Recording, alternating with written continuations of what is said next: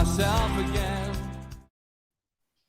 Good afternoon and welcome to NUFC Matters with me, Steve Wraith. It is Friday and it is the Three Amigos, slightly early because of the Peter Beardsley event tonight at the Irish Centre. And if you want to pop along, you can pay on the door. There's limited tickets available. An evening with myself and Peter Beardsley. Junior Turner is popping along as well to do his anthem. And if you want to come along, as I said, tickets on the door, £15. Last chance to come along and see one of our events this year, because that wraps things up for Newcastle Legends until we start again in January. So hope to see as many of you there as possible. Okay, as always, we've got our regular slot. Only got an hour and a half tonight because I've got to get something to eat before I go out. So we'll whiz through different parts of the show as always. But Steve, I wanted to start with you and just about the announcement this week. Tracy Crouch has been busy. She had her inquiry with regards to fans in football and calls for transparency amongst different supporters, etc. What was your take on what you heard this week? There seemed to be a difference in opinion amongst various fans about this particular subject, which is to be expected. What did you take of it from our point of view, though, from a Newcastle fan's point of view? Well, let's face it, the stuff that came out was hardly the biggest surprise in football, was it? It wasn't as though it hadn't been briefed continuously since it was announced that what the review was going to be. I mean, I don't think there's a single thing mentioned in our final report that hasn't been discussed over such a long period of time. But let's face it, this isn't the first review. I mean, there's been many, many reviews over the years going way, way back.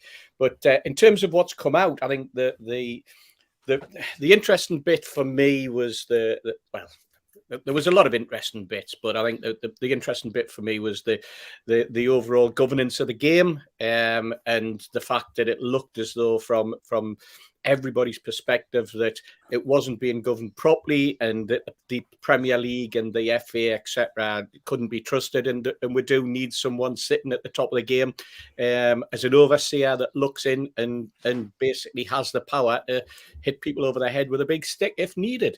I think that's probably the first thing. But I mean, we expected that anyway. I mean, if they'd come out of the long discussion and hadn't recommended that there was that independent overseer, then, quite frankly, that it would have made the whole thing a farce.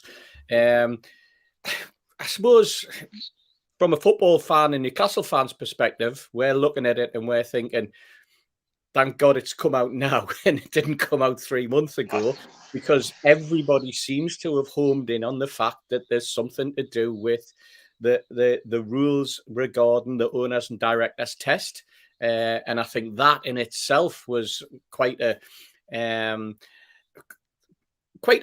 suppose a punch in the face for most fans, because how do you describe that? I mean, nobody wanted us, nobody wanted the takeover from other clubs. Obviously, everybody who's a Newcastle fan was desperate for it to happen.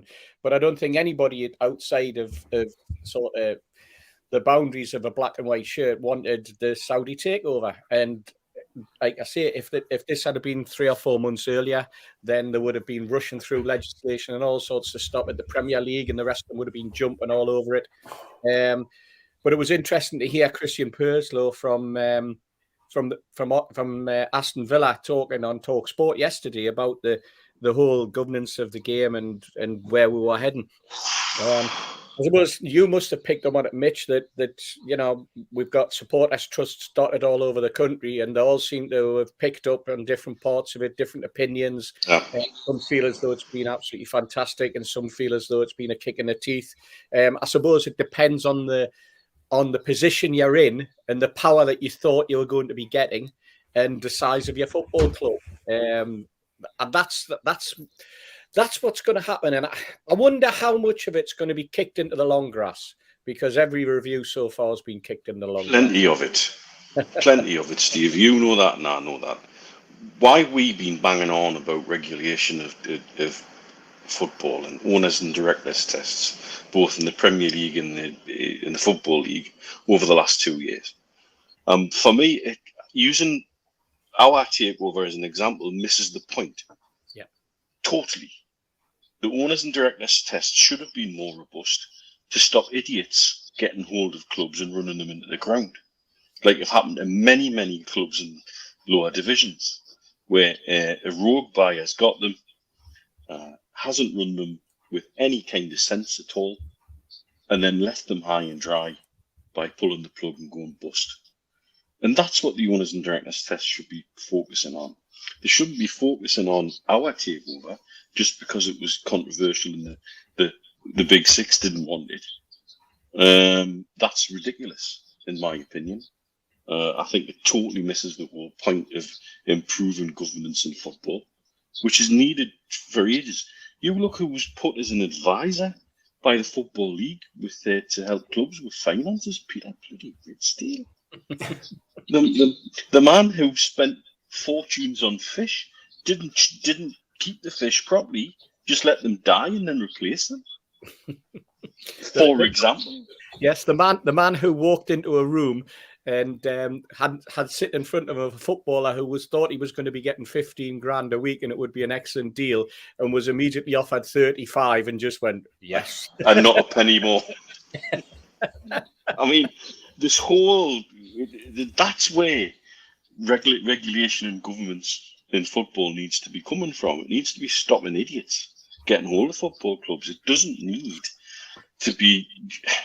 I can't believe that the Premier League sit at odds in any way, shape or form with the British government's opinion on whether you can or cannot do business with Saudi Arabia.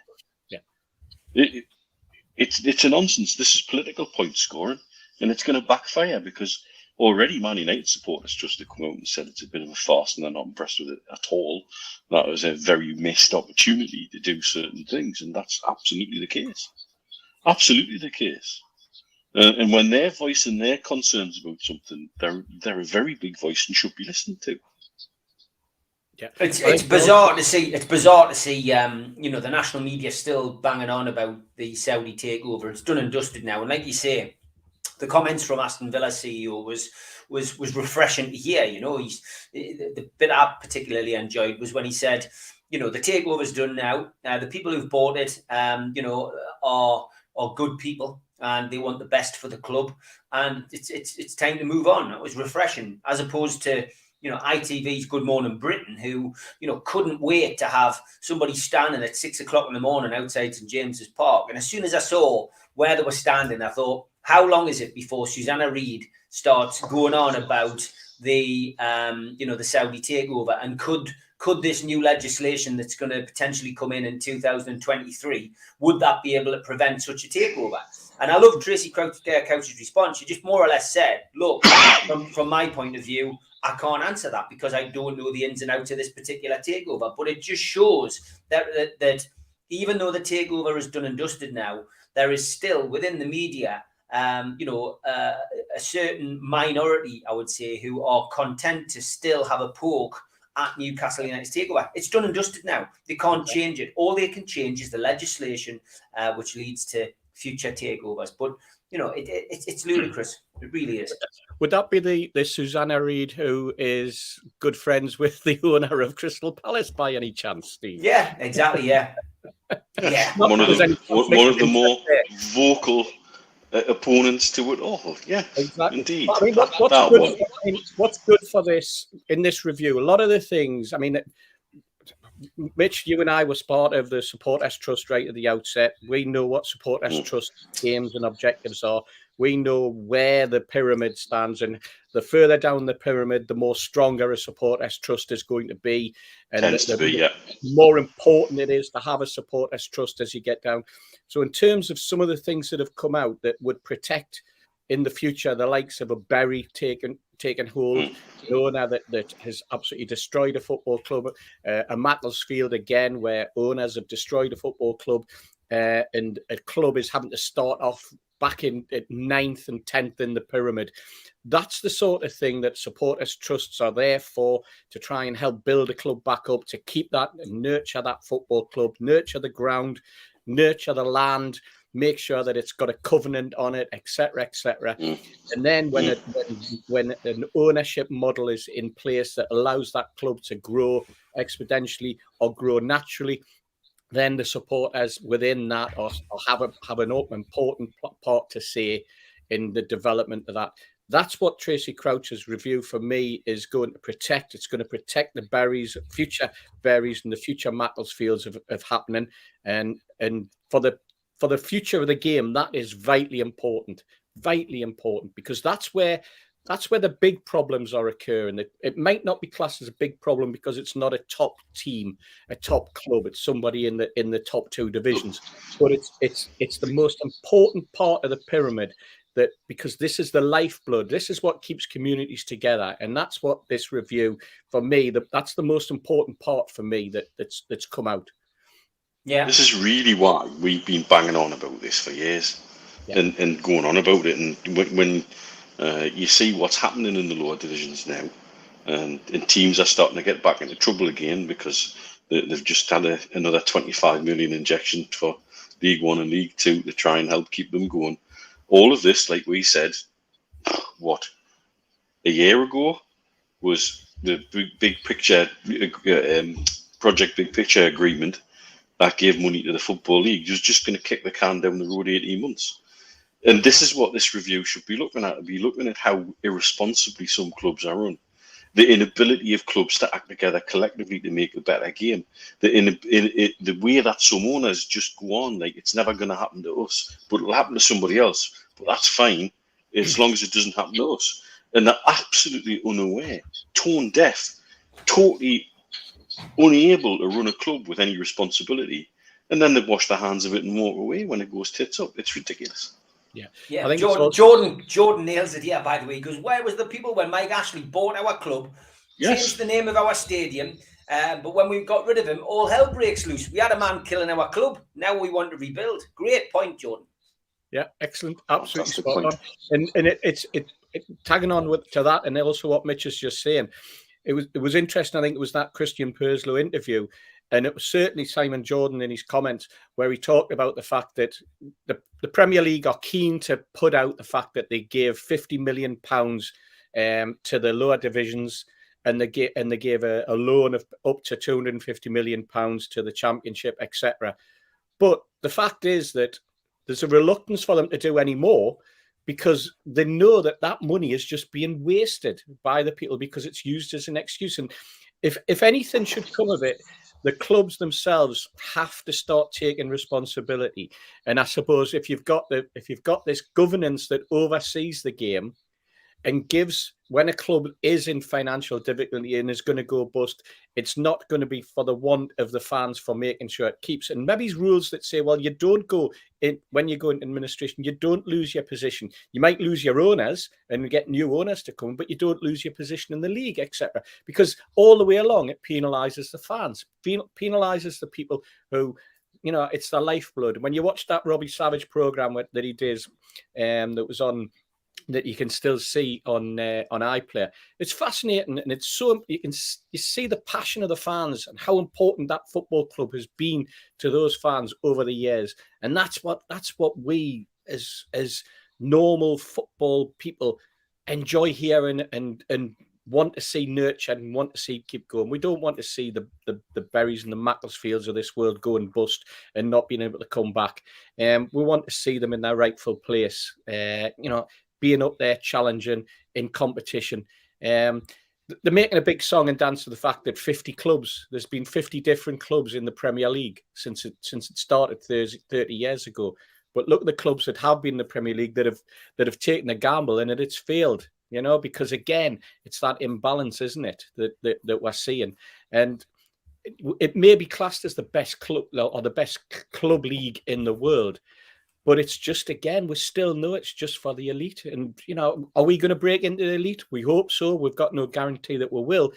But that there is so much more that needs to be done to protect clubs, so much more.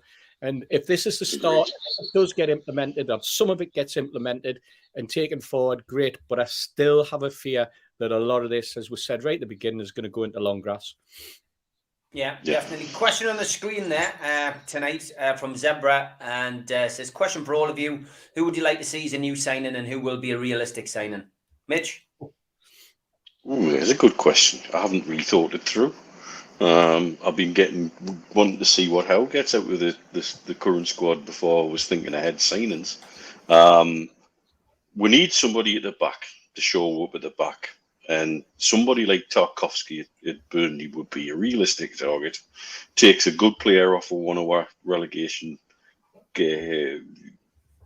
competitors, but also would add a bit of steel and experience in the Premier League at the back. And I don't think he's probably got a release clause. I don't know that for sure, but I know the Premier League clubs are all making big with their mouth about, oh, we're not going to sell anybody at Newcastle. But you know what it is? Money talks. Money talks. And you, in a world where clubs are under pressure financially from top to bottom, somebody with a checkbook wields a lot of power. So, yeah, somebody like that, definitely. Okay. Is it realistic, though? I mean, would Burnley, who were a relegation rival, sell to us, do you think? Money talks. Okay. It doesn't talk, it swears, Steve. What's your view? What's your view on that? Obscenity, who really cares? You know what? I'm similar. It's defender, but I watched him on Match of the Day last week, and I thought he came over really, really well. And it would be Conor Cody. I thought that lad knows football. I thought that he came over really, really well. He talked a good game, and he plays a good game. And there's a leader in there, and a guy like him at the back for us, regardless of who. Not necessarily who he replaced, but who he played alongside, I think could bring out an awful lot more from some of our defenders, whether it was Lascelles, whether it was Fernandez, whether it was Kieran Clark. I think Kieran got a lot of stick last week. And I don't think anyone in the back three really, really did themselves any favours, to be perfectly honest. I thought it was a difficult game. I thought they made it difficult for themselves. I think sometimes they make it difficult for each other as well, not just for the rest of the team. And I don't know what it is. It's just that like that little bit of communication that's missing. They are good players, but I just feel as though maybe slotting somebody else in, somebody else with a mouth, somebody else with the organisational ability that I think we're lacking at times would be a huge benefit come January. And then we'll see where we are in terms of our midfield. But I do think that's the key point and the key position for us. He's a nasty piece of work at times as well, and I like that in a player. Yeah, of course we do. As long as it's not coming out against me. Exactly. Yeah, I've got a few questions on Twitter, but as I say, with it only been 90 minutes tonight, we've got quite a bit to get through. The lookalikes went through the roof this week. Some of it was a few people trying deflectionary tactics to stop them being the star of the show. They forget that it's me who decides what goes on. So it's a good effort, but those are definitely going to get shown. But yeah, as always.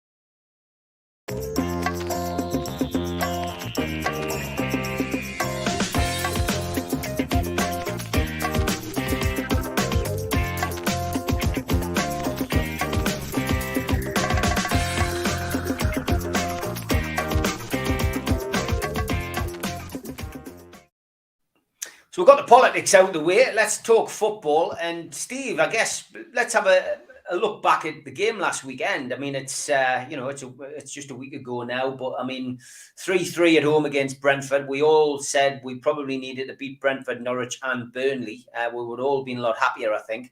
We got a point. We could have ended up with none. We got 3 goals, but we conceded 3 goals. There was a man of the match performance from one of the most unlikely people to get man of the match, which was Joe Linton, closely followed by another person who regularly lets us down, John Joe Shelvey. Queer old game, really, Steve. A queer day for Newcastle United supporters. And we came away not knowing whether to feel happy or sad, really, I guess. Yeah, I suppose let's take it back 7 days, Steve. On the show last week, we talked about 2 players who had who one of whom we thought there was a footballer in him. And I remember Mitch talking at length about that, as he has done for quite a couple of months now. There's a player in him. There's a player in them. It might be this week. It might be this week. And we talked about John Joe Shelvey, and we talked about what we thought we might be able to get from John Joe in terms of playing a little bit further up, the way that the words that have been coming out from Eddie Howe during the previous week, and we actually saw it. We actually saw in both situations. We saw the footballer in Joe Linton that Mitch has been screaming about and desperately wanting to see. And we saw John Joe doing what he can when he wants to. He's got the ability. He can take a game by the scruff of the neck when he wants to. It's just that lack of consistency. Maybe it's a lack of concentration. And I think sometimes a lack of confidence in the fact that he can do it. Game after game after game. It was when he was at Swansea, people were talking about him, and he got into the England squad, if you remember, because he was scoring goals, at will. He was firing them in, had a great shot on him. He was a terrier, and he was moving around the pitch. And over the last couple of seasons, it seems to have he seems to have gone in over. But what we saw last week was he does have that ability. It is there. It's still in him. He's now got to start to do it consistently, and he could end up being a big player for us, certainly in the next 10 games, leading up to the transfer window, and even beyond into the sort of second half of the season. So that for us, I think, for a lot of people, was pleasing that we saw those 2 players actually put in a performance. Obviously, we had a situation with the goalkeeper. We expected Dubravka to come back in, and Darlow kept his place. And I was interested in the people around me who were like 50-50. Yeah, well, okay, I can understand him. He's been doing okay. Maybe Dubravka still carrying a little bit of a knock or whatever. And that seemed to be within 20 minutes, half an hour. It was like the whole thing had changed, and everybody around you, Stephen, get Dubravka on. This is ridiculous. But end-to-end game, I suppose you could call it. I'd forgotten what nerves were like in a match again, by the way. God almighty. I got the 3-2 and you're thinking, no. And we'll start to press. And you thought the ball's not going to quite roll for you. I thought the referee had a shocking game, by the way. I thought he was all over the place. But it was just great to see us a little bit more advanced for long stretches of the game. It was great to see the ball moving a lot more quicker. The transition was quicker.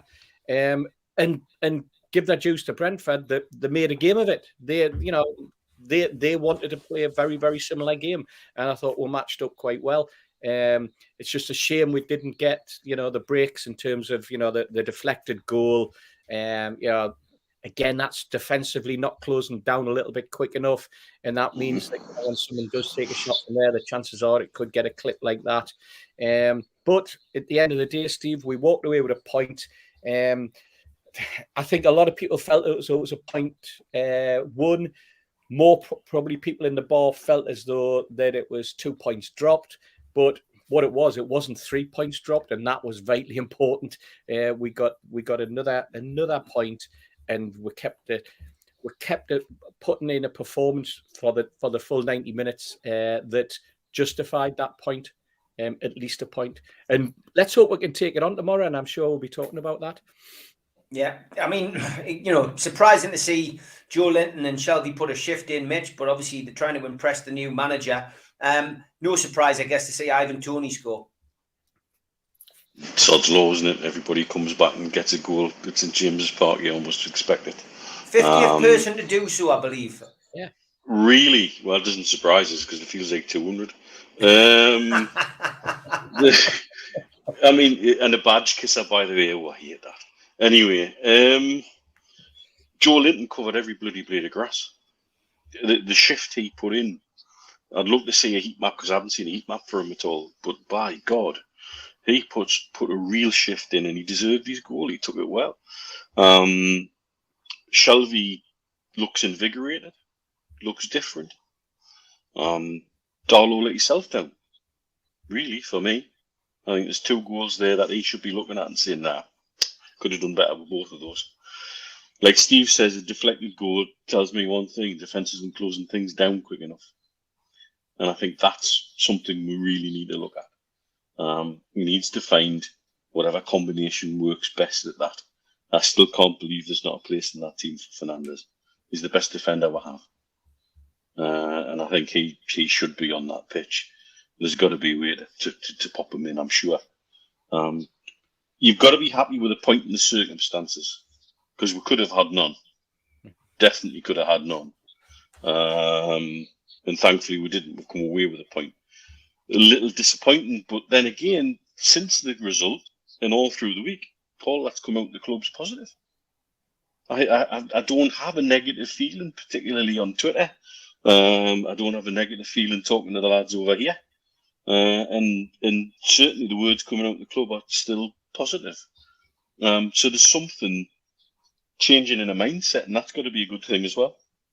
Yeah, no doubt about it. A lot more positivity. And comment there that's just come in on the chat. Anton says, off topic, I think I've received more emails in the last 2 weeks with regular offers from the NUFC website store than ever under Ashley. Definitely nice to take advantage of some. Yeah, I mean, they're more communicative, and that makes a big difference. But when you heard nothing from the previous owner, it's not hard to outdo him. Tell asks, do you think any of the cat stuff will end up being exposed? I mean, is this something we're likely to see, do you think, Mitch? Do you think we'll see, more revelations? Do you think, any legal action pending? Or do you think this is all just going to get put on the back shelf? The people who really quite sure going to fall on the sword will fall on the sword, I'm quite sure the Premier League don't want any of it to come out at all. And they'll find every way just to try and shovel it to one side. Depends how strong Keith Sendey is, I guess.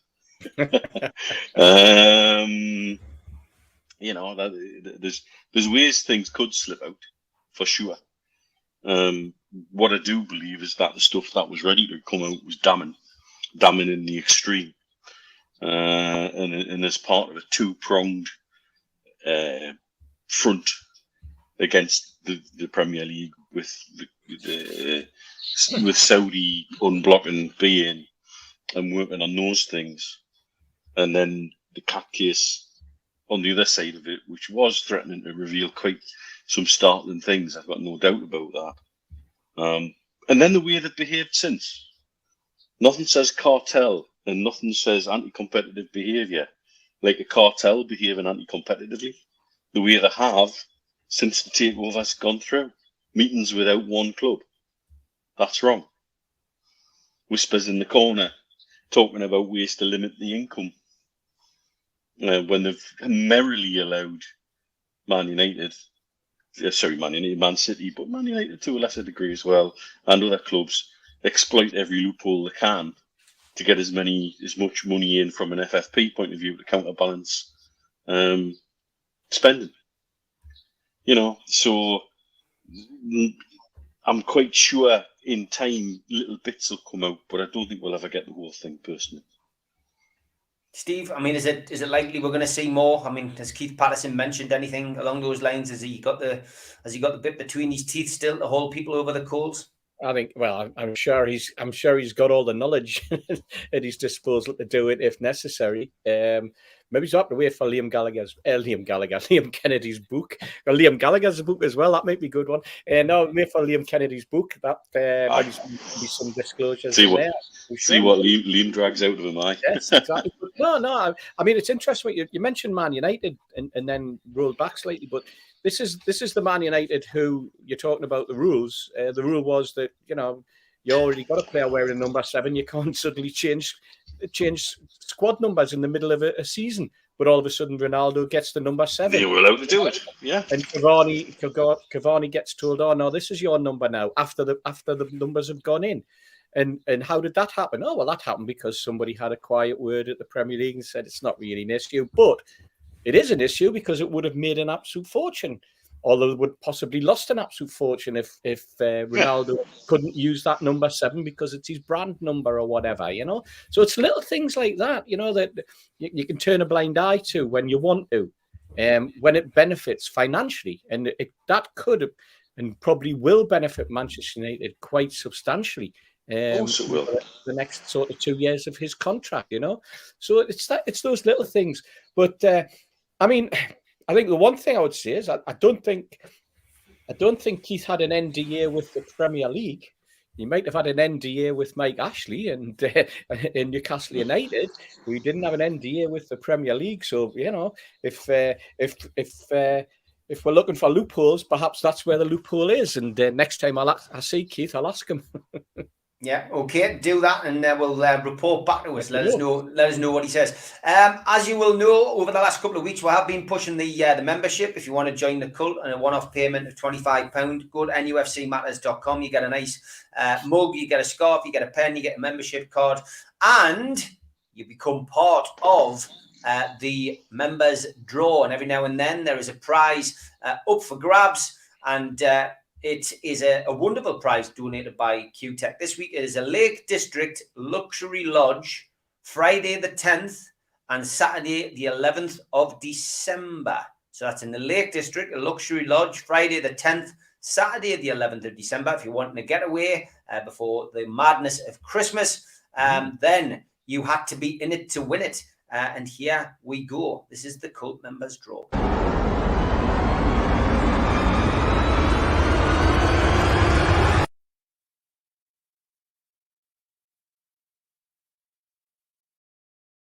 Okay, so cult member 35 is the winner, and that is C. Douglas. C. Douglas, you are the winner of that trip away. If you can contact John at QTech, I'll give you the email address. It's john@qtechshop.co.uk. If you're in the chat tonight, make yourself known. John is in the chat tonight, but well done, C. Douglas. You are the winner of that weekend away at the Luxury Lodge. Thanks very much to QTech for providing that. And now it's time for...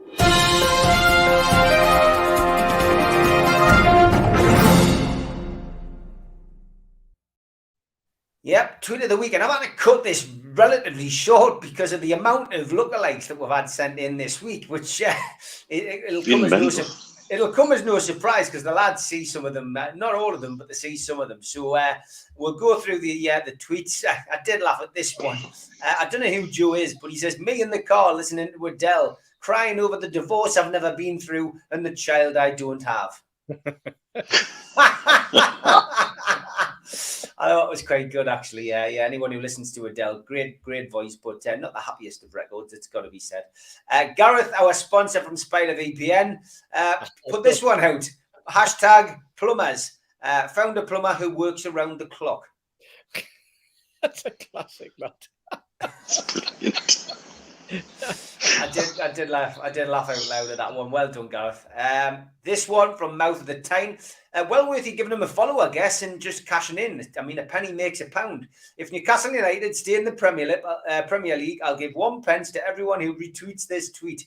So follow at Mouth Tyne and just give it a retweet, I guess, and then save it for a rainy day.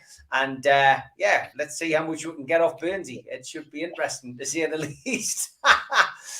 Rich Oliver, now I'm watching I'm a Celebrity on silent, obviously. Older gentlemen will agree that David Ginola gives hope to us all. He's still gorgeous. Sounds like he's got a bit of a bromance there going on, but I can concur. David is doing quite well, and I think with Richard maybe getting taken out of the jungle now. I think he's taken over the alpha male role. I think he'll be there till the end, mate. Really do. Sometimes it's not about the tweet, it's about the picture, and we've got a few pictures which have come in this week. I love this one. And give at any 5 West End a follow on Twitter. United, as he's known. He is posting some absolutely belting photographs. I don't know where he gets them from. He simply probably scours the net and finds them. I mean, I'd love to know who the two fans are. If anybody knows, it would be great to get them on and get them to talk about that. But yeah, fantastic. Great stuff. Peter With, of course. Sometimes it's just the photographs that catch my attention on Twitter. This one, of course, I think most people saw it. Magpie 24/7 just said the redemption story in waiting. Joe Linton celebrating his first Premier League goal of the season. And yes, it was certainly a good strike and well done him. Doug, I love this. New Mary Poppins themed restaurant in town getting mixed reviews. Super cauliflower cheese, but lobster is atrocious. Oh, Doug, man. I did like that. It did tickle us. Last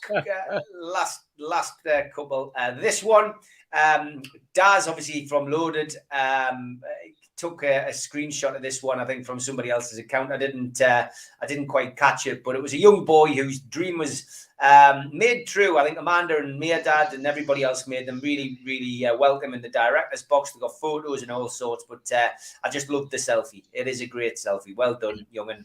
Must have been a hell of a day out. And last but by no means least, I think we'll have to cover this because it got so much attention. And of course, we've got a watch expert on the show in Mitch.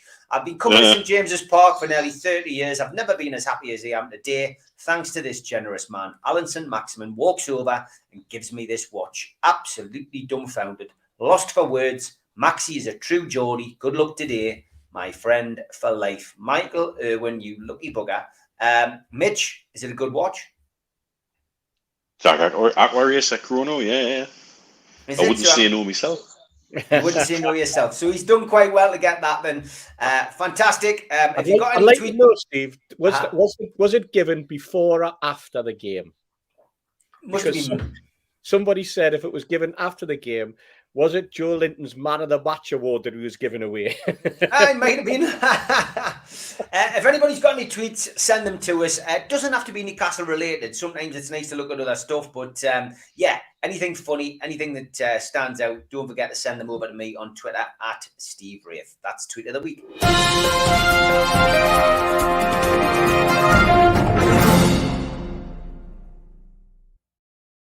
Okay, we've looked at stuff on the pitch. We did get a couple of tweets earlier on. Ian Hull says, could you ask this question if it's okay? Is there any alarm bells starting to sound about the club trying to appoint a director of football? Just with reading that Emanalo has been using the club to up his profile with no intention of taking the job. Mitch, I'll come to you on that one because obviously there was a bit of excitement. We all thought he might have been going to the game last week. Not sure if he was there or not.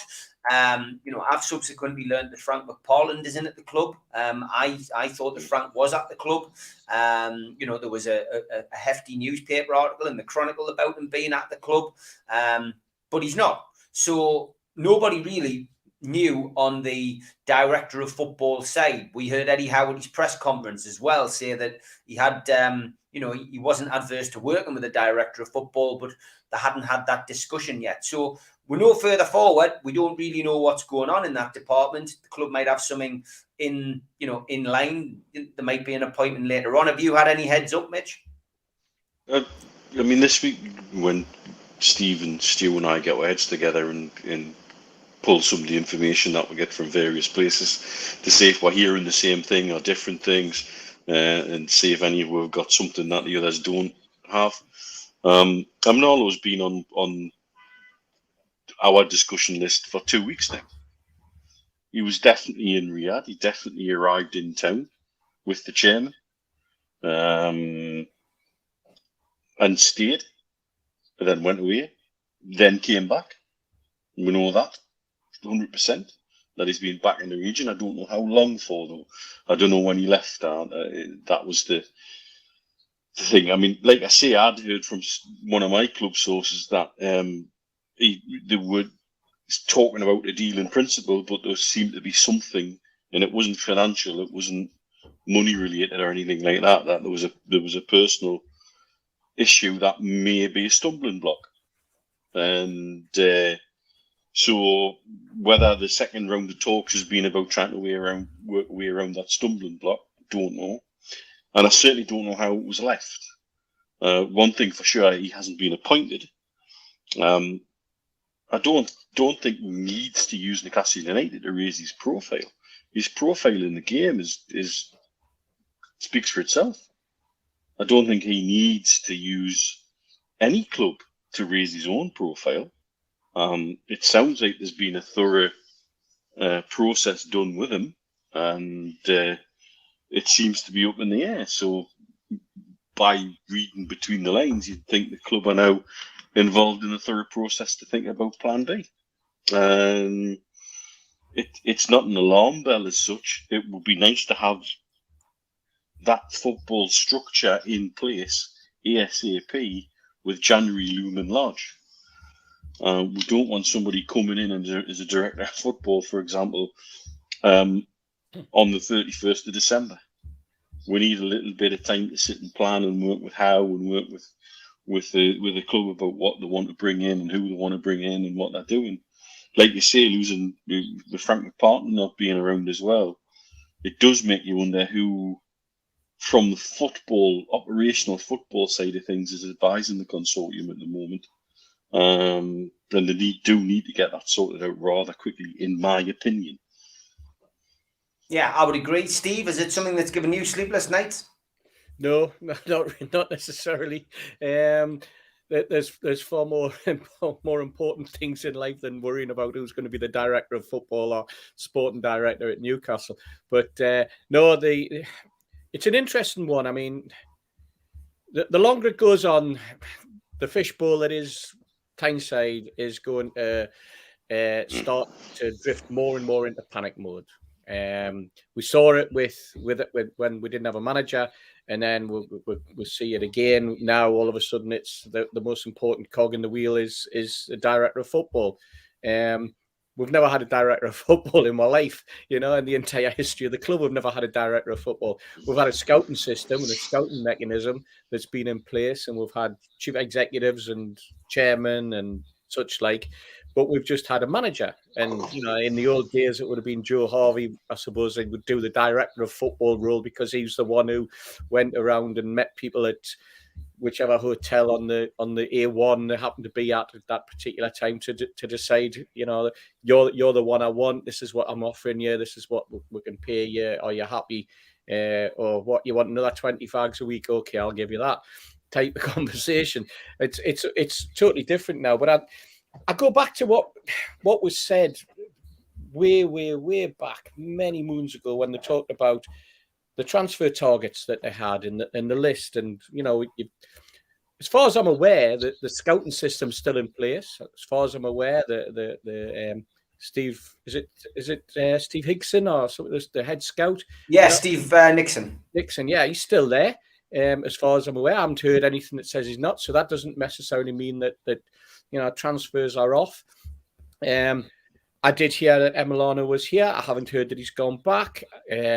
This time last week, I thought perhaps that there was going to be an announcement made this week that he was going to get the job. The only thing that I genuinely thought might have been holding it back was the fact that while the manager wasn't available for press conferences and such like because of the restrictions that were imposed after they're testing positive for COVID, that it might not necessarily be the right time to go over his head with an announcement. Maybe they wanted to do it when he's going to be sitting alongside him and that type of thing. But since then, it's all gone quiet. It's all gone cold. The trail's gone cold. And as I said, not even aware of whether Emiliano, who I was told was at the match on Saturday, has even left the Tyneside. I'm not aware of it, so nobody spotted him. I haven't seen any photographs of anybody walking around. I mean, we've had plenty of photographs of Harrison Ford wandering along the quayside, but nobody seems to manage to get a photo of Emiliano walking along the quayside yet. The suggestion wasn't it, that when he was here, when they held the training at the ground, it was for his and the chairman's benefit, but that was only a suggestion, and that again never had that verified one way or the other. Yeah, exactly. Yeah, when they trained at St James's on the Saturday, That's correct. Mhm. Yeah, that was a lot. There was a lot of whispering that went along that line, that it was to give people an opportunity to see. It wasn't just, for the measure out the pitch. Or, bearing in mind we've got a squad who's been together for 5 years playing on St James's Park. It wouldn't make any difference. The only one who barely ran on St James's Park was Fraser, and he didn't even get selected. Yeah, okay. Interesting. We'll watch with interest and see how that develops. What is interesting though, Steve, we seem to, because of our managerial problems, all of a sudden everybody else in the Premier League seemed to be scrounging around looking for a new manager. Now they're all scrambling around looking for new directors of football. Manchester United, they've taken Ragnick because we were looking at a director of football and his name got linked, etc., etc. It's interesting to see how they're all setting their stall out. I think we did mention that last week, but it's certainly interesting to see how they're all setting their stall out now. And there's like a competition to see who can nab who and who can stop them from getting somewhere, So I think there's probably an awful lot of that going on behind the scenes with agents, etc. Because let's face it, directors of football have agents as well, just like footballers do and like managers do. Yeah, good point. Well, as I say, we'll watch with interest and see how that develops at Newcastle over the next few weeks. Another question on Twitter was from Critical Thinking. He said, quick question. How do you think our side would compare with Eddie Howe's Bournemouth side? Are we better? And if so, should that mean that he should get us shifting up the table? It's an interesting question. I guess, Bournemouth did okay in the Premier League until, the relegation season. I mean, are we better or worse than a Bournemouth team, Mitch? You're comparing apples and pears. That's the problem.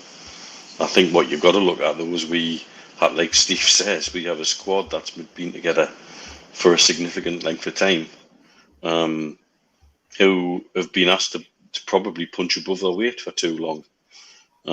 Whereas the Bournemouth side, how had a lot of young chargers in.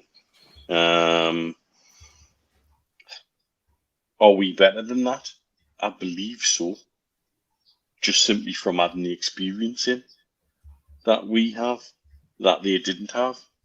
So in that respect, yeah, we probably should. Will it get we're charging up the table? We've got to hope so.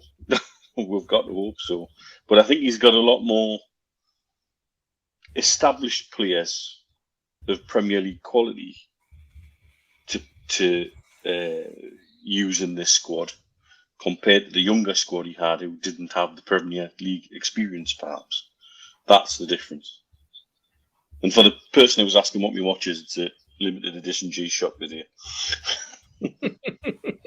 Bournemouth teams of the past, I mean, are we better or worse, do you think, Steve? I don't think it's a case of being better or worse. I think it's a case of what Eddie Howe had at Bournemouth was a team that he built, a squad that he built, and a team with a system that he put together. He found the players to play into the system that he wanted. What he's done here is he's inherited a squad, and he's going to have to get that and blend that squad into the style of football that he wants. Shake out the style of football that some of them maybe have still embedded in their heads and getting them to do different things or different places on the pitch in different ways. I think that's been the difference. Howe took a squad of players, brought them up from the second division, gradually moved them forward into the Premier League, and he then brought in the players that he felt would suit in certain positions. He hasn't got the benefit of that at St James's yet. What he's got is he's been dropped in and he's been given a squad, and he's going to have to wait until January. And I think we mentioned it again last week. This is 8 games, not just for the players, but for Eddie Howe to assess what he has in that squad. And I mean, he saw last week, unfortunately, he had to do it from a hotel room, but he saw last week, watching on some dodgy stream, no doubt, exactly what we're like. And he'll have seen issues, and he'll have sat on the phone on Sunday with Kindle and the rest of the backroom team, and they'll have discussed what they saw, what they felt as though it needs to be built on, etc., etc. And I think every player's on trial now. Let's take Sean Longstaff, for example. Sean came on in the second half, and it took him 5 or 6 or 7 minutes to get into the game. And I think what the squad is going to have to learn is that when you get into it, when you're in these situations and you get brought on, the expectation from the manager will be you're straight in. You should be up to speed within a couple of minutes. You should be able to have assessed by watching the game. You should be able to assess the pace of the game, and you should have taken the instructions that you're getting on. And I think it's little things like that, little changes, because let's face it, that's why you bring in a substitute on. It's to create an impact, or it's to go and do a particular job. And on Saturday, it was we needed an impact. We were losing momentum in midfield. We're getting slightly overrun, and we needed a change to happen. There was a couple of injuries. There was a couple of players hobbling, and we're wanting to get back into the game and hopefully win the game. And I thought that at times when the substitutes, they need to learn that they need to step up and they need to be ready. And it's those little changes, those little adjustments that a good manager and a good coach will identify. So let's see. But there's quality in my squad, but we'll find out whether he can blend that quality and whether those quality players can stand up to what's going to be expected of them in the way that they're being asked to play, and then we'll know. Talking of good managers and good squads, and this was great from Fun88 and various other media sources. Sol Campbell has suggested that Steve Bruce should be the manager of Manchester United until the end of the season. I mean, can you believe, Mitch, that something really, which is, as most people on social media and Twitter in particular can see, was started off as a joke by Newcastle fans, would even reach the lips of people in the media.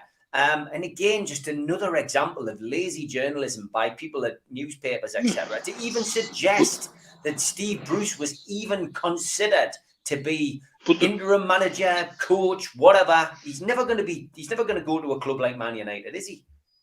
They've spent the last 3 years blowing smoke up his ass. So why not? I don't find it unbelievable or a ridiculous step for them to take. We've been told how horrible we are and using nasty words about him. We've been told that's all terrible and that we should know better. We should respect him more. He's a good coach. He's this, he's that. Right, stick him at Man United and then we'll see what happens. Then we'll see what happens. It's to me, not a huge step that certain papers would go in that direction.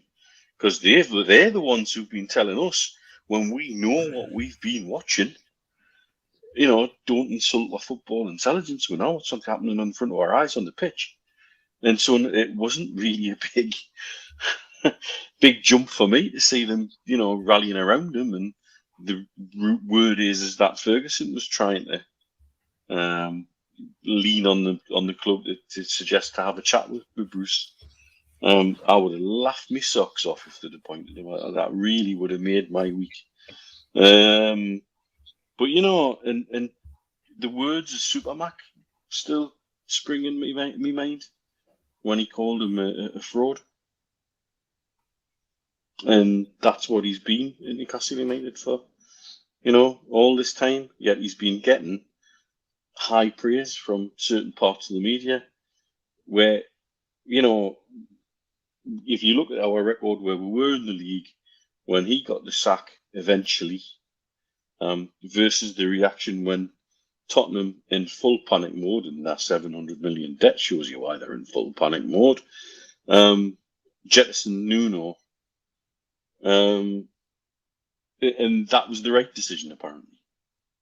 It's ridiculous, and that's the way the media have been over the last few years since he's been at the club. Certain individuals, not naming any names, it's especially so, and it didn't surprise me at all. Steve, I mean, it was tongue in cheek from most of us, wasn't it? He was never a serious consideration. Yeah, the only thing that surprised us was that the in that Fun88 one, I thought it actually, I had to read it again because I thought it said Steve Bruce has recommended Sol Campbell for the Man United job, which would have been equally as funny because Sol Campbell's been put up for God knows how many jobs recently, including being put up for him by himself as well. It's interesting to say, Mitch, about Tottenham and about jumping and getting rid of Núñez when they did. You listened to Conte this morning after yesterday's game when they got knocked out by not knocked out, but virtually not. They've now got to play. They've now got to win a game to carry on. By the team ranked the lowest in all of the European competitions this season, and he came out afterwards and he goes, after 3 weeks, I now realise that there's something seriously wrong with this squad now. And maybe Nuno was right. Maybe Nuno wasn't getting the support he needed. And it's interesting. Conte is now going, guys, if you want me to do what I told you I was going to do, this is bigger than I expected. I need a massive, massive rebuild. And that's just typical of Tottenham, isn't it? And making decisions on the hoof in the manner that they did. But getting back to Bruce, I mean, it's no doubt in my mind that Bruce got an awful lot of stick. He got an awful lot. I was told during the week about some of the things that were said, some of the letters that have been written into the football club about him, letters directed towards him, all of that type of thing. Abhorrent treatment that he received. But that doesn't take away the fact of just the only fact that we've always looked at whenever we've assessed Steve Bruce, and that's what's happened on the pitch, the results, because it's a results-driven business. And he didn't help himself at times. His son didn't help himself, and I can understand probably why his son bit. But if like David Moyes said the other day, I'm not on social media. If Steve Bruce wasn't on social media, I cannot understand why his son was showing him all of the abuse that was being aimed at him on social media, to add to the abuse that he was getting in written format and in emails that people were sending to St. James's Park, But as I say, it's a results-driven business, and the fact that after a 20-odd-year career as a manager in 1,000 games, you would expect somebody of that caliber to be in for the Man United job with that vast experience. But would the same go? Would Ferguson have suggested Neil Warnock, who had more experience for the job? Maybe he could have come into Man United as a stopgap interim manager. That would have been even more interesting than Steve Bruce getting the job for me if they'd given it to Neil Warnock. I did in me internet surfing this week find something rather amusing on Twitter, and it was this account, Steve Bruce at Weddings account. And it's just called @Bruce@Wedding. And it's exactly what it says on the tin. Photographs of Steve Bruce at weddings, which of course have just superimposed, and people actually ask for this. So Bruce at Wedding, give it a follow, and if you want cheering up, there's Steve Bruce there on the far left hand side of the girl's photograph, the bride's photograph with her bridesmaids, and there's just been seen him for a long time actually. Well, it's just basically a multitude of photographs of Steve Bruce superimposed at people's weddings, which is quite humorous. Like, so yeah, it certainly tickled me. You can tell I've had a quiet week managing to tune into all of that kind of stuff. But yeah, fantastic. Lots still to come. Obviously, we've still got tweet of the week, which not tweet of the week, the lookalike, which honestly is going to take about 15 minutes to get through today. And we've also got Toon Stato. No Toon Tipster this week, but he has sent in his usual stuff to go through. Want to have a look really about Eddie Howe. I mean, he's going to make his debut tomorrow, isn't he, Steve? It's great to hear that he's over COVID. Like we mentioned last week, they may have to look at when his symptoms first started, and surprisingly, we find that they started a little bit earlier than he thought that they did, and he's now got a negative COVID test, and he will be in the dugout tomorrow. How important is that going to be, Steve? Yeah, it's very important. Very important. I mean, to miss another game would have been a real struggle. I think that the players need to see him on the touchline. They need him back on the training pitch, but most importantly, they need him on the touchline tomorrow.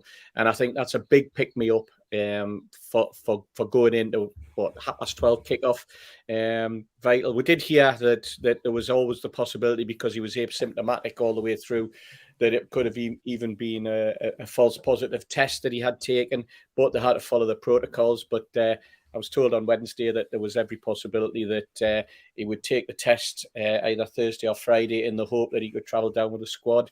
And thankfully, we heard this morning on social media and in the press after the press conference, or at the start of the press conference, that that he was actually going to be available, and would see him tomorrow. And I think for the travelling fans as well who are going down the game, like yourself, Steve, who is heading off at 6 o'clock in the morning for a 12:30 kickoff. I know one of the local pubs is closed, so you're gonna have to find somewhere else to go if you can manage to get there in time.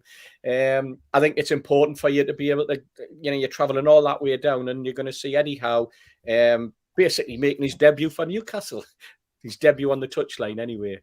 Yeah, fingers crossed we get there. As I say, the snow is already falling on the Dunstan Riviera at night. So, yes, it's going to be a long old night tonight, I think. Mitch, no snow where you are? No, I've got the AC set on 22. It's lovely. Lovely. Eddie Howe's back tomorrow then in the dugout for Newcastle for the first time. How important is that going to be? Very important. I think if you've been in the dugout at the weekend, would have won. That's how important it is. Simple as that. You need your leader there, and it sounds like he's a leader. Again, we've all had a chat this week, and the word out of the squad is that John Joe Shelvey's got a skip in his step, and he looks like a different player.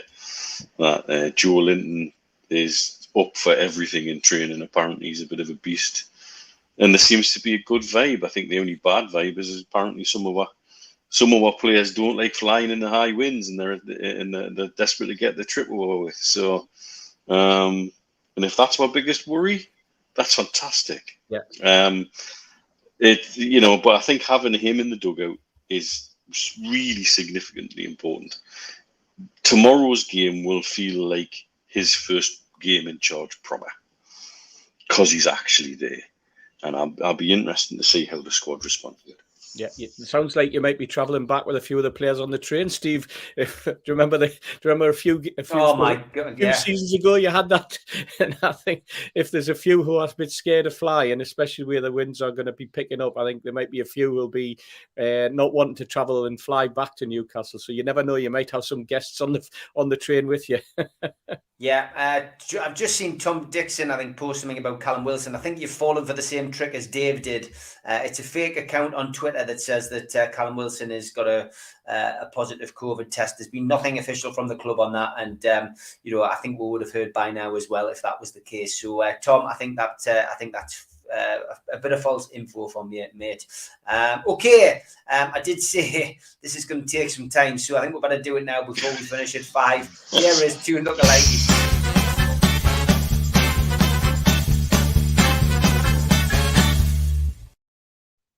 Dear God, trying to put these in order as well. What a carry on this was. It's taken up half a week loading these on. Yes, here we go. In no particular order. Steve Bennett said, Ronnie Barker for Toon Tipster. I thought about the wee man also, and it's good night from me. Steve, yeah, I can see it. Anybody with glasses and that kind of hairstyle is going to be put down. Ian, this was quite creative. Apple Music made Phil Collins look like Voldemort. It's brilliant, that. It's great, isn't it? Ian, I like that one. That was really good. I had to look twice. I was thinking, what on earth is that? But it's the pause button, of course. Chris A, good one. This, he says, an actor from the soap As the World Turns that was interrupted by CBS News Bulletin report JFK had been shot in Dallas. He reckons that looks like you, Neil. It's quite a nice one, that. Yeah, I'll take that one all day long. Not very offensive at all. This one from Dave Wild. Lookalikes, music promoter, who's on I'm a Celeb at the minute, Naughty Boy, and Benny from Crossroads. Very good. Very good. Yeah, can see that one. This wasn't so much a lookalike other than somebody replying to my post. I bumped into Chubby Brown in town this week. We got a photograph together, and Rog thought it was Steve Hasty. Oh dear. That's a new one, Steve. That's a new one. That's a new one, exactly. As always, there was a bit of banter between various people with Bod and Keith Patterson. And how about this for the lookalike, the real Stavros Flatley? Which I know this has gone on for quite a while. Richard then put this off. That's not good enough. What about Ian Cranky? Bod and Ian Cranky. Bod, I'm sure you'll be laughing at that one, mate. You'll be fighting back, I know that. Michael Barlow sent this one. Lookalike, Steve Wraith, Old Etonian, and the Geordie Dentist. And he just tagged us in it. And that's quite good. Yeah, is that Noel Gallagher? And is that his wife? And that's Parker and Lady Penelope. Parker, Lady Penelope. Very good. Yeah. Very good. Okay, I can see that one. And this one was Tears of a Clown. We just got tagged into this one. Yeah, I thought that was pretty good as well. Right. That's that little character, that little lad. Who is he? I don't know who he is. Oh, is he a relative of some MMA fighter? He's associated with that. Is he Kazakh or Belarusian? Yes. MMA fighter. And of course, old Richard Keys there. Okay, this one was sent to us. Colin Waldron and Steve Hasty. Oh. Colin Waldron. Yeah, me. 1974. Yeah, me. Yeah, Colin Waldron, of course. I think that was the guy who was on the back of Supermax back in the Burnley FA Cup semi. Holly, you'll love it. This one's from Tim C on Insta. Nana Muscuri and Holly. She'll not have a clue who Nana Muscuri is. You have to Google Nana Muscuri. She's a good singer. Apologies to Holly, he says. Yeah, when he clearly doesn't mean apologies because he sent that. It's better than a cartoon character, Holly. Graham Coleman said this tune look alike for Borough Mag on the right, lads. Oh, I'm really glad you didn't send the story to that because I've got a feeling I've got a feeling that's some kind of Sunday sports story or something. I've got no idea what it is, but yes, I can see the look alike. That story, Steve. I can see the look alike on the right. Yes, 100%. This one was from Billy Trey. Don't tell him, Pike. That was good. That's a good one. That. Yeah, very good. Like Joe's getting the hammer today. So then I started getting some inboxes from Joe, who was trying to deflect away from him and putting in lookalikes himself to try and take things up. I'm not sure if he still wants to be on the show after sending this one. Christ. Unbelievable. That's the most you've laughed, Steve. And he sent this one for Stu Penman. This is Joe. Good luck, you, Joe. This is Joe. He's going to be back at Christmas, mate. You're walking on a fine line. This is two tipster, by the way. Yeah. But it costs a fortune in drink. Dave sent this one. He went, Joe's lookalike. Now we know where Joe gets his material. Thanks for that, Dave. Hope you're well. This one, then again, Joe sent this one in a view. We'll be having words, son. We'll be having words. He watches some weird stuff, doesn't he? Anyway, back to normality now. Alan McKenzie went, well, with my work commitments, I may miss tune lookalike section on Friday. So as promised, I've changed focus. Yeah. Yes, that's very good. Very good. Yeah, we can see that one. This one was sent by Tom Dixon, I think. Oh, dear. Easy. Steve, you'll have to start growing your beard. Coming on to the final hurdle almost. When old Heatonian met Jurgen Klopp. That's right. Aye, there we go. Paul Weller, that was a good one by Peter Hooton. This one, I think this was Tim Cairns who sent this. If I'm wrong, I apologise. I think we've had that one before, Steve Hasty. We've had many similar ones. We've had many similar ones. This one was from Tim, the Steve Wraith Appreciation Society. He's basically just made loads of people bald and put glasses on. That's Steve on in the bottom corner. Spooky, isn't it? Is that Kevin Keegan in top middle? It is. Aye, Super Mac. Is that? I don't know who that. Is that Boris Johnson on the right? No. Super Mac, yes. Keegan, Boris Johnson, Peter Beardsley, Harry Potter, and Steve Bruce. Got to be very good though. There was a lot of hard work went into that one. Billy Trey then went wild on bread. He went, there's Steve Hasty, Ma Boswell. Oh, thanks, Billy, mate. And he went, oh, hold on a minute. No, it's Pa Boswell. Yeah. And then he went, no, hold on a minute. He's Grandpa Boswell. Oh, the whole family here. And then he goes, no, he's not. He's Joey Boswell. You only missed out on the daughter. I do know. There's plenty of time, I'm sure. Tim sent this one as well. Steve Hasty and Gary Newman. Right. And Nobby Solano, and I'm not sure who that is. It looked a bit like Tama Hassan, but it's not. Not sure who that is in the bottom, but yeah, the hasty one. Thanks for that. Good relevance. This one was sent by, I think, Rachel. I may break my lookalike virginity. Sorry, Mr. Hasty. Not the older. Well, I thought that was appropriate because it's not Christmas yet. Yeah. God damn me, we're still going. Garfield Thompson. Toon lookalike. It's Wackaday, or is it Walker Day? Toon Tipster and Timmy Mallet. Poor Joe's getting a hammer here. He is. He's getting the mallet. We got this one, which was Tracy Couch and Tracy from somewhere else. Good. I didn't get that one. I didn't get that one, but yeah, she looks alike, so it got in.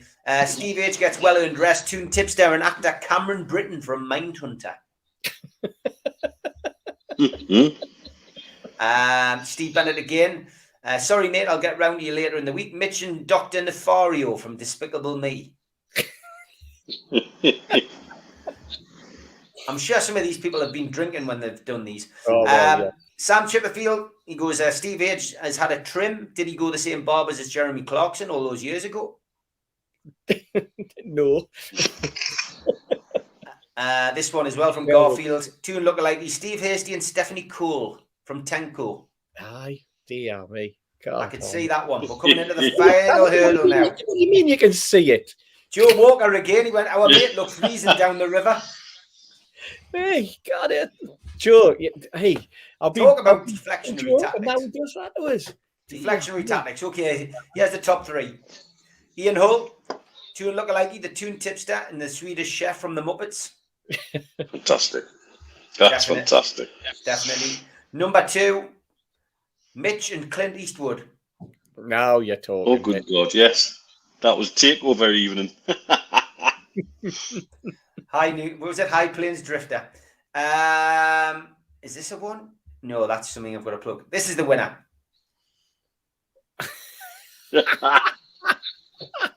Got no idea who the kid is on the right, but the kid on the left is Lee Charnley. No idea who the kid on the left is either. Absolutely brilliant. Keep them coming in at Steve Wraith, at Old Hitonian, at Geordie Dentist. Some brilliant lookalikes there. Keep them coming in. We do enjoy them, and I know the viewers do too. Done.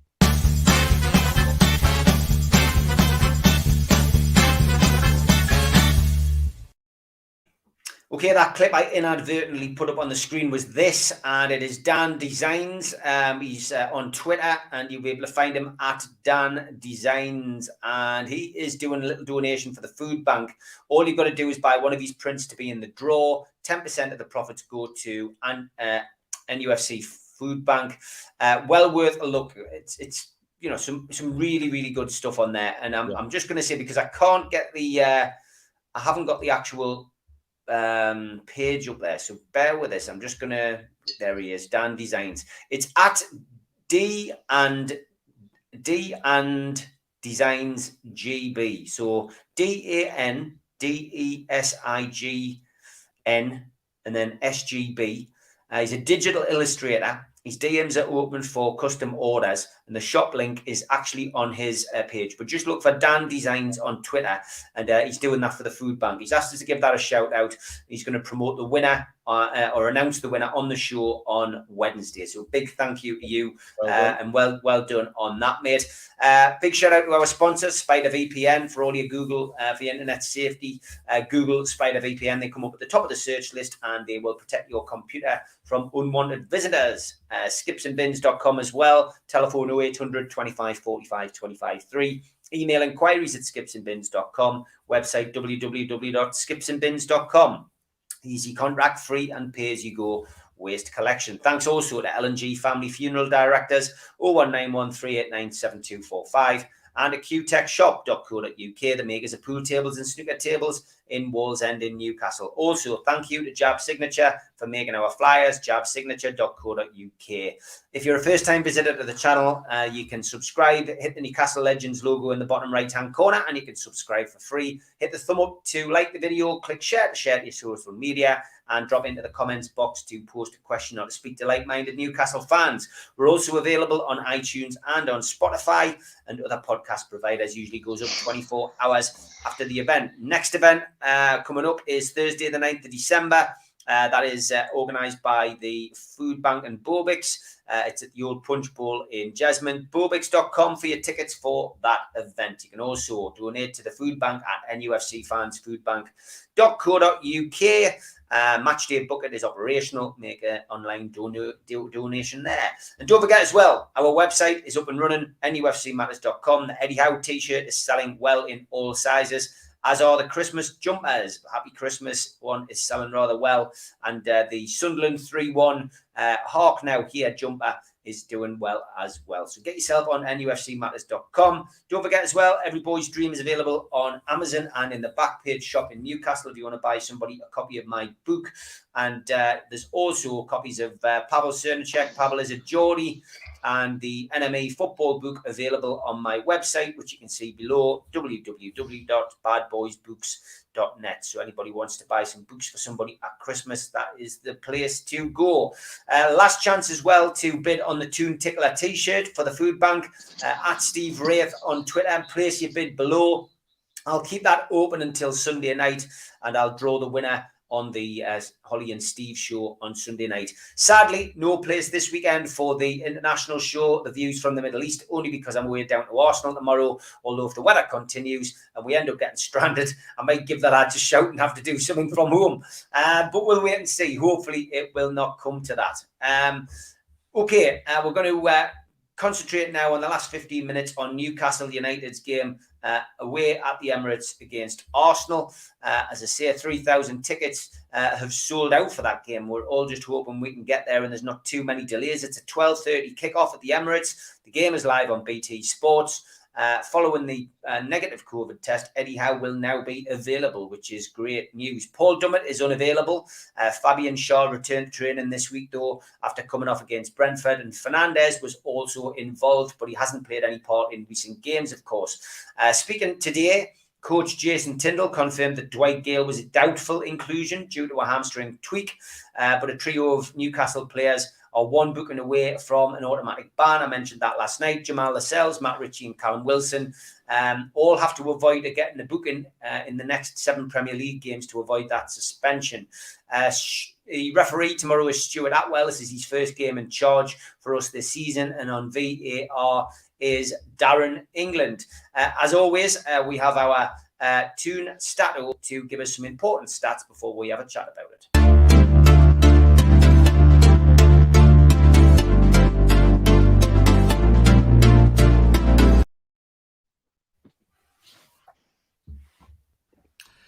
Hello, the Amigos.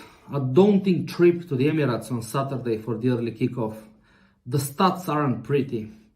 Newcastle has lost 16 of the last 17 games against Arsenal, the only win coming at St. James's Park in April 2018. A hint for Toon Tipster, Arsenal have scored the first goal in the game in the last 16 games, the longest run in the Premier League.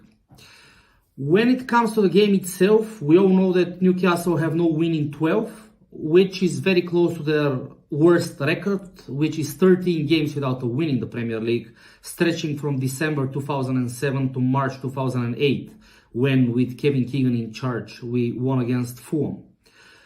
Now, Newcastle has scored more goals than Arsenal, believe it or not, 15 against 13, but at the same time has the worst defense in the Premier League with 27 goals conceded. 10 straight games at the Emirates Newcastle has lost since that win in 2010 when Andy Carroll scored. And since a Josep Perez goal in December 2014, Newcastle hasn't even scored a goal at the Emirates. Not great signs, but what are the odds for an away win on Saturday? Interesting as always. Thank you, Andre, for sending that in. I think Andre is going to be there tomorrow, so hopefully get a chance to have a little bit of a catch up with him and chew the fat before the game. As always, Toon Tipster has sent us the odds. He hasn't got time, obviously, to get on tonight with us being a slightly earlier show, but we will still play his music anyway.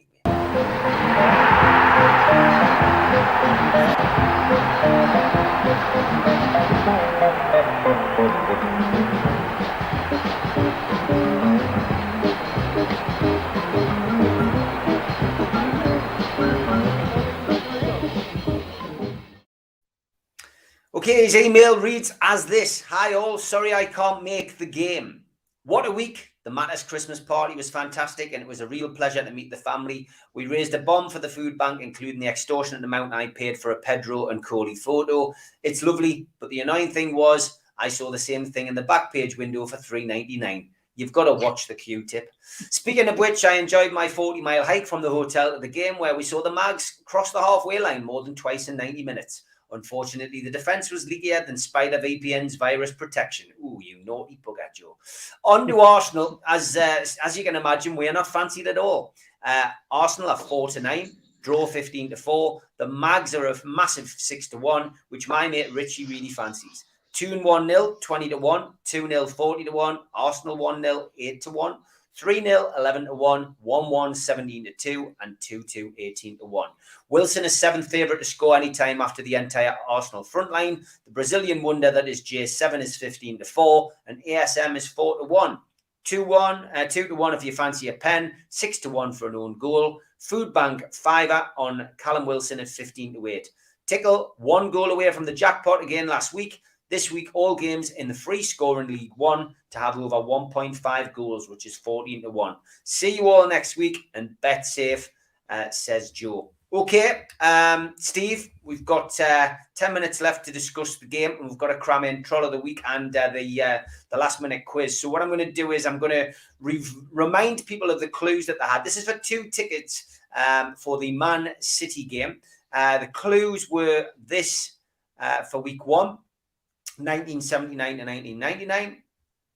Oh no, that was the first clue. Sorry, that was the badge. That was week 1. That was week 2, 1979 to 1999. 14th of July 1987 was the third clue. And this is your final clue and your question. 2 tickets for Man City up for grab. The first people that John sees in the chat are going to win the prize. In 1988, the player suggested scored 4 goals in a warm-up match for the European Championships. Against which team?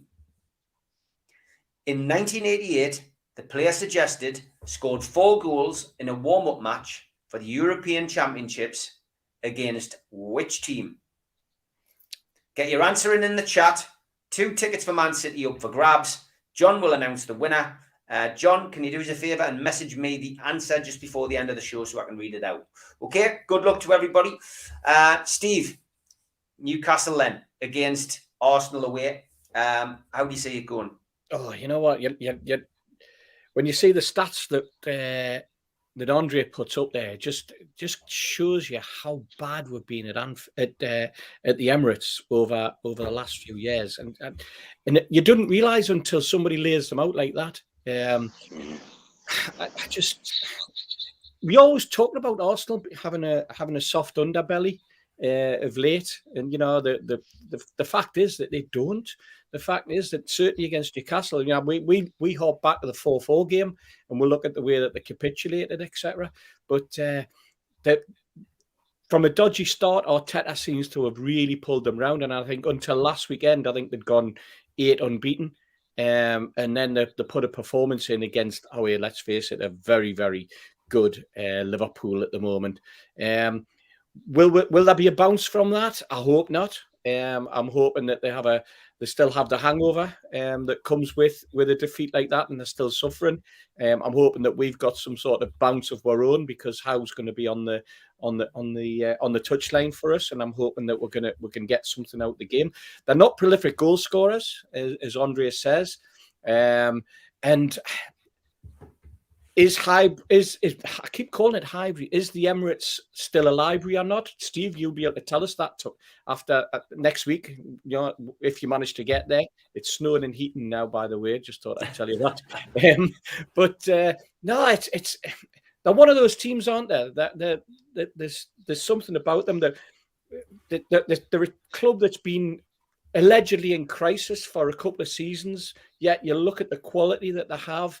You look at Smith Rowe in the midfield. You know, the fact that they could sell Willock to us for 25 million and still be convinced that they've got far better players that they want to hang on to. I haven't seen much of them this season, so it's hard to even come out and decide who their squad and who's going to be in that first 11. But I'm just hoping that we can pull something out of the bag and we can put in a good performance and pick up at least a point. But wouldn't it be great if we could get 3? Okay. Prediction, Steve? I'm gonna go for 2-2. 2-2. In score, but I'm gonna go 2-2. Okay, congratulations, Mozza. You guessed the correct answer was Aylesbury, so well done. You are the winner of the 2 tickets for Man City, John, and you will touch base and connect tonight and sort that out. And Mitch, over to you for your summary of what you expect tomorrow and your prediction. What I love about stats like that is they're there to be broken. Eventually, one day, they get broken. And the annoying thing that is hope in football is you go into a game like this thinking this might be the day it gets changed. This might be the day that gets turned around. It's interesting to hear you talking about Arteta. One of the keys with Arteta seems to have been deciding on the young keeper, Ramsdale. Inserting him in and saying, right, you're my guy, you're my number one. Their defence seems to enjoy playing in front of him. And I think we talk about Darlow Dubravka. I think that's something that's rather, significant for us. I think we need to have Dubravka in to give a bit of solidity and a bit of assurance to the backline. So I think that's something I need to see tomorrow. I want to see we just have a damn good go. We've got nothing to lose. If we've not won there since 2010, but just chuck the kitchen sink at it. If you get beat 1-0, if you get beat 3-0, so what? Let's see you actually rock up and not do a Bruce ball and actually just give it a damn good go. And I think if we see something better than we know we would have been served up before, and we see players improving, I think we'll come away with any positives we can from this result. I just have a sneaky fancy for us for a draw today. Tomorrow. Don't know why, can't explain it. There's nothing logical about it, but since when there's logic in football play. However, I've got my dice again, so I'm going to see what the dice says. Ooh, 0-1, which would be an away win. An away win for Newcastle. Mitch has called it. So I'm going for a 1-1 as well. Just time to plug the calendar, which is the NUFC Matters calendar. Photographs from myself, Dave Beanie and Sarah Jane, who went out walking all the way through lockdown. Some wonderful photographs of our beautiful city, including a couple of St James's inside and out. NUFCmatters.com. Buy a ticket, buy your calendars from there. All proceeds are going to go to the food bank.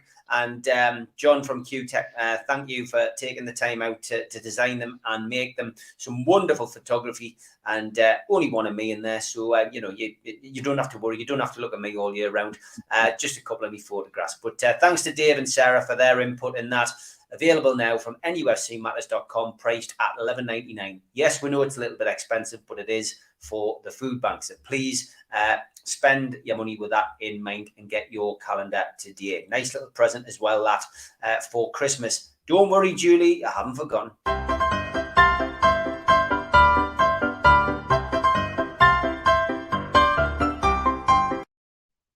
Troll of the week, very simple. Answer me, penis head from Hobnob. Thanks very much, mate. You got blocked straight after that anyway, but that rounds it up for tonight, and that is your Troll of the Week.